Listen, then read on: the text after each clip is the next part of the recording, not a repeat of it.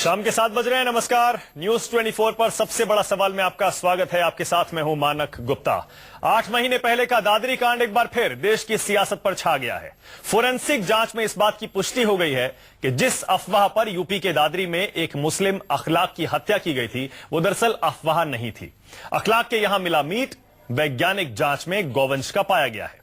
BJP और विश्व हिंदू परिषद के नेता अब मांग कर रहे हैं कि दादरी कांड के आरोपियों को जेल से रिहा किया जाए और अखलाक के पीड़ित परिवार को दिया सरकारी मुआवजा वापस लिया जाए। आरोपियों का परिवार तो अखलाक के परिवार चाहता है। जो भी हो, सच यह है, एक इंसान की हत्या को किसी भी तरह, किसी भी कीमत पर जायज नहीं ठहराया जा सकता। इससे बड़ा अपराध कोई नहीं है। आज का सबसे बड़ा सवाल, दादरी में अखलाक के घर मटन मिलने की पहली रिपोर्ट क्या झूठी थी? क्या बीफ मिलने से अखलाक की हत्या जायज हो जाती है?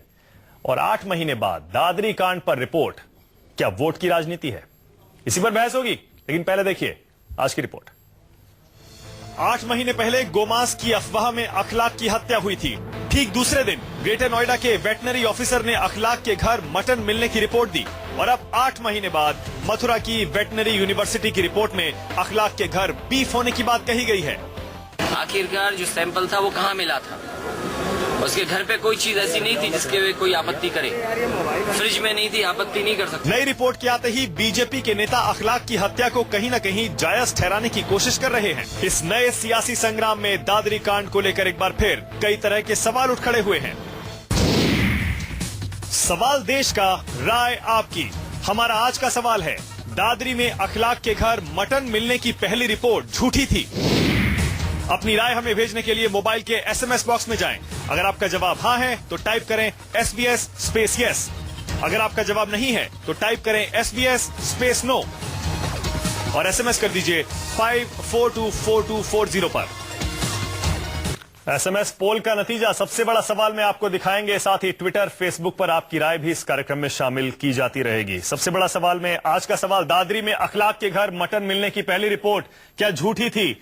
क्या बीफ मिलने से अखलाक की हत्या जायज हो जाती है? और 8 महीने बाद दादरी कांड पर जो रिपोर्ट आई है, क्या ये वोट की राजनीति है? इसी पर बहस करने के लिए मेरे साथ बीजेपी से सुधांशु त्रिवेदी साहब जुड़ रहे हैं, समाजवादी पार्टी से जो कि उत्तर प्रदेश में सत्तारूढ़ पार्टी है, असीम वकार जुड़ रहे हैं, विश्व हिंदू परिषद से विनोद बंसल मेरे साथ हैं, कांग्रेस से मेरे साथ अखिलेश प्रताप सिंह हैं और Waris Pathan all India Muslim AIMIM के MLA हैं, ओवैसी साहब की पार्टी के। आप सभी का स्वागत है। असीम वकार, पहला सवाल आपसे। बिल्कुल सही है, आपकी पार्टी, आपकी सरकार और पुलिस यही कह रही है कि चाहे बीफ हो, मटन हो, कोई भी मांस हो, इंसान की हत्या को बिल्कुल जायज नहीं ठहराया जा सकता। बिल्कुल सही है, बिल्कुल सही कह रहे हैं आप असीम वकार। लेकिन मेरे हाथ में 2 रिपोर्ट है, आपको भी पता होगा असीम वकार साहब, आप इतना चेक करके आए होंगे। 2 रिपोर्ट, एक आई 28 सितंबर को, घटना के अगले दिन, जिसमें दादरी के वेटनरी ऑफिशियल साफ कह रहे हैं कि ये गोट का यानी कि बकरे का मीट लग रहा है। और 3 अक्टूबर की मथुरा वेटनरी यूनिवर्सिटी की ये फोरेंसिक रिपोर्ट जो कह रही है कि वो गौवंश का मीट था। इन दोनों में से कौन सी रिपोर्ट पर यकीन करें असीम वकार साहब? हालांकि फोरेंसिक रिपोर्ट पर ही यकीन करना होगा, लेकिन ये 2 रिपोर्ट क्यों और फोरेंसिक रिपोर्ट 8 महीने बाद क्यों आ रही है असीम वकार साहब? देखिए, जो पहली रिपोर्ट है जो उसके घर के फ्रिज से ली गई थी, वही रिपोर्ट जायज है। दूसरे सैंपल की यही साबित नहीं हो रहा है कि सड़क से उठाया है, गली से उठाया है, कहां से उठाया है, समझ में नहीं आ रहा है, किसी को पता ही नहीं है। दूसरी बात ये, एक तरीके से मैं अच्छा, एक सेकंड अब देखिए, फिर असीम वकार साहब, फिर देखिए यहीं से गड़बड़ शुरू हो जाती है। और मैं थोड़ी सी क्लैरिटी ला दूं, थोड़ी सफाई कर देता हूं मैं। आप कह रहे हैं पता ही नहीं कौन सा सैंपल है। जो पहली रिपोर्ट थी उसमें साफ लिखा हुआ है कि उस सैंपल की जांच हुई थी जो पुलिस से मिला और उसी सैंपल को मथुरा भेजा गया था। तो दोनों सैंपल सेम थे, कम से कम ये आप समझ लीजिए और हमारे दर्शक भी समझ लें। अब आप बोलिए, 2 अलग अलग रिपोर्ट कैसे आ गई? पहले बात तो मेरी पूरी हो जाने दीजिए। देखिए, एक जो हमारे देश में जो प्रोसीजर है, वो लैब का प्रोसीजर है, उसमें ना मुख्यमंत्री जी ने जांच की, ना मैंने जांच की, ना आपने जांच की। एक लैब ये कहती है कि वो मटन है और दूसरी लैब ये कहती है कि बीफ है। तो सबसे पहली बात तो रिपोर्ट पे ही सवाल खड़े हो रहे हैं कि किसकी रिपोर्ट सच्ची और किसकी रिपोर्ट झूठी। लेकिन इन रिपोर्ट के आधार पर ना जाइए। आप संविधान की बात करते हैं, योगी आदित्यनाथ कहने लगे हमारे क्या कानूनन प्रतिबंधित है, कानून के हिसाब से प्रतिबंधित है गाय का वध करना, तो हमारे संविधान में कहां लिखा हुआ है कि गाय का गोश्त मिलने पर आप हत्या कर देंगे?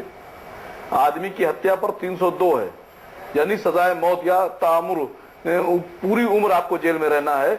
अगर आप किसी आदमी की हत्या करते हैं चाहे किसी भी बिना पर, तो वो एक अपराध है और वो एक जघन्य अपराध है। नहीं मान लिया असीम वकार साहब, इस पर तो सब आपसे सहमत हैं, एक भीड़ में आपसे सहमत हैं। घर में घुसकर एक आदमी को मार डाला है, आपको उस पर बहस करना चाहिए। नहीं उसी पे कर रहा हूं मैं उसी पे बहस कर रहा हूं, उसी पे बहस होगी भी। एक आदमी, लेकिन सर सवाल तो ये भी पूछा जाना चाहिए ना जो हम पूछ रहे हैं। इसका मतलब पहले एक सेकंड, मथुरा की फोरेंसिक रिपोर्ट जो आई है वो लैब है, वेटनरी यूनिवर्सिटी की लैब है, उसमें केमिकल जांच हुई है, फोरेंसिक जांच, उसमें ये बीफ पाया गया है, गौवंश का मांस पाया गया है।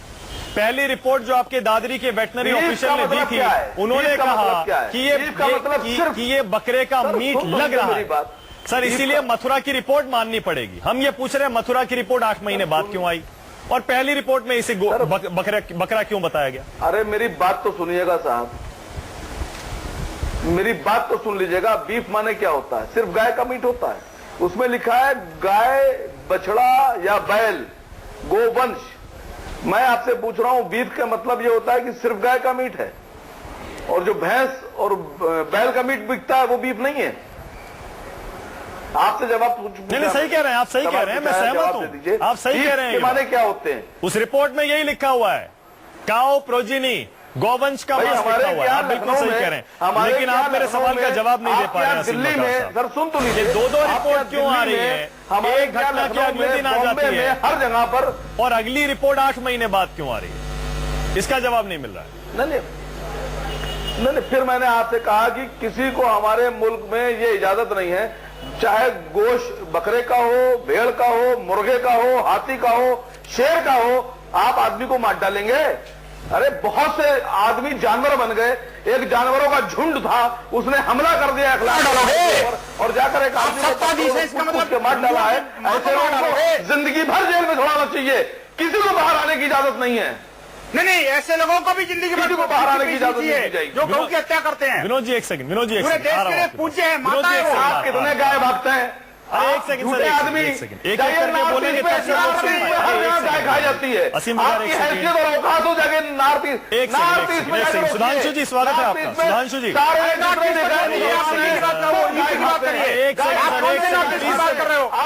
समझ लेना, नॉर्थ ईस्ट पहुंच गए आप। नॉर्थ ईस्ट में जाकर रोकिए। क्यों?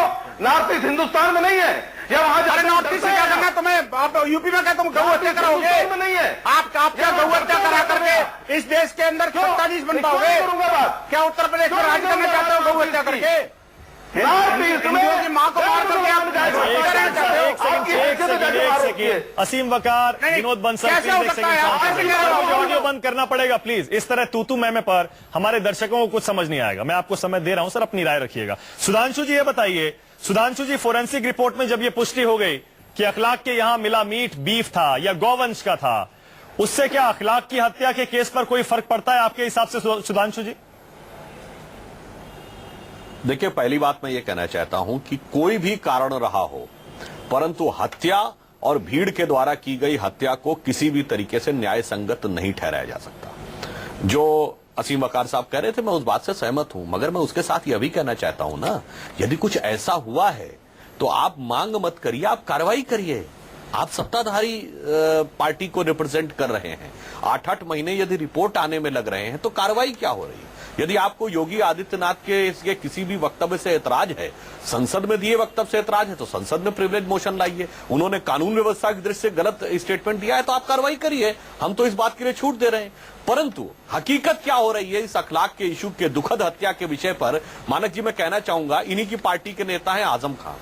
हकीकत यह है कि प्रदेश सरकार की रिपोर्ट आई नहीं थी, अब जाके रिपोर्ट आई, केंद्र को रिफर किया नहीं था और यूनाइटेड नेशंस में मैटर को ले जाने की सुधांशु जी एक सेकंड, तो आप सुधांशु जी एक सेकंड, कि कितनी ईमानदारी है सुधांशु जी आप अपराधी को सुधांशु जी, एक सेकंड, दंडित एक सेकंड, करने की एक सेकंड, या सुधांशु जी। किसी के विरुद्ध सुधांशु जी एक सेकंड, एक सेकंड, सुधांशु जी आप मुझे बच बता रहे हैं। एक दीजिए सेकंड ना। सुधांशु जी, एक सेकंड।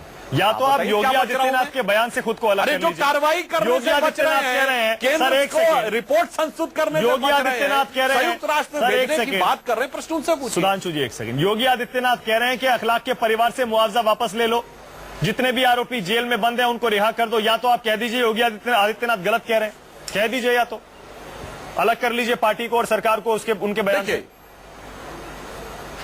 अरे भाई मैं तो कह रहा हूं सरकार किसकी उत्तर प्रदेश में, उनसे पूछिए ना।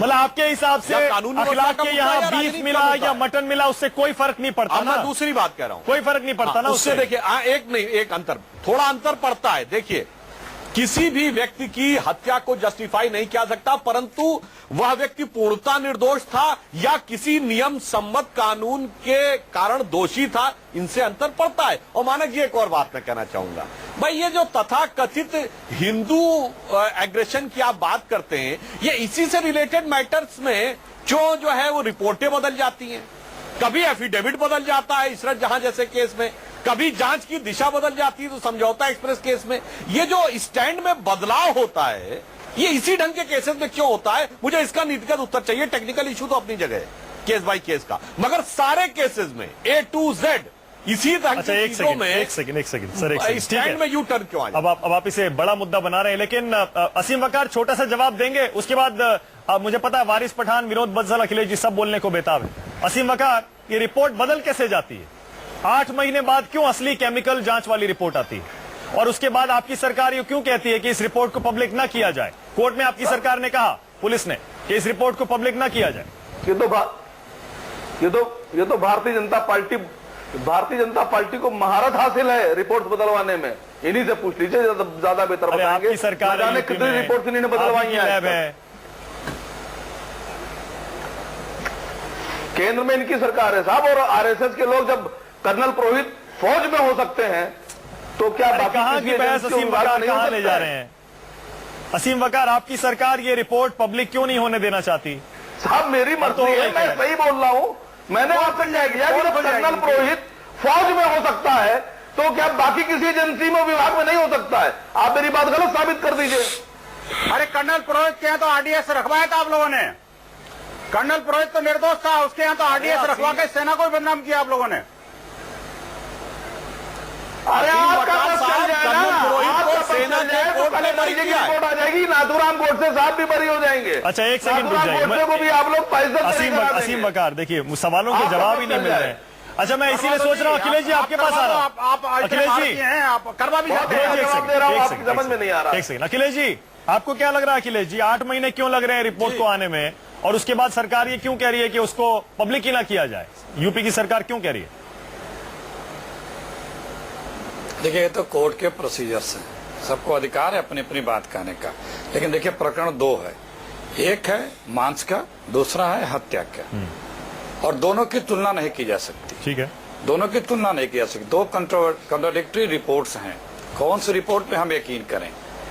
कौन बताएगा कि कौन सी रिपोर्ट असली है, कौन सी नकली है, कौन सा मीट कहां से आया था, कौन सा मीट कहीं से गया था?